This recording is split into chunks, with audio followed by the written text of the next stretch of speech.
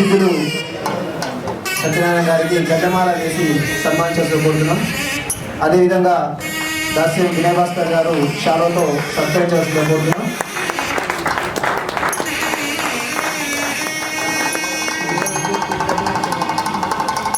దాస్యం వినయ్ భాస్కర్ గారిని షాలోతో సత్కరించాల్సిందిగా కోరుతున్నాం. అదేవిధంగా డాక్టర్ వినయ్ కుమార్ గారు తెలంగాణ పరిశ్రమ మొమెంటో ఇవ్వాల్సిందిగా కోరుతున్నాం. డాక్టర్ వినయ్ కుమార్ గారు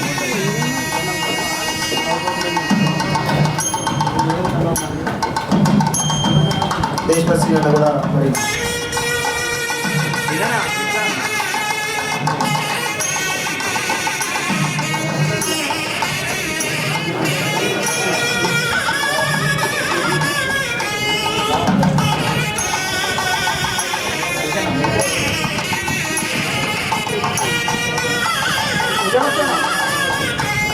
దయచేసి అందరూ కూర్చొని కోరుతున్నాం. ఎందుకంటే ఈ సన్మాన కార్యక్రమం తర్వాత ఒక అద్భుతమైనటువంటి సందేశాన్ని కనుక చూడబోతున్నారు.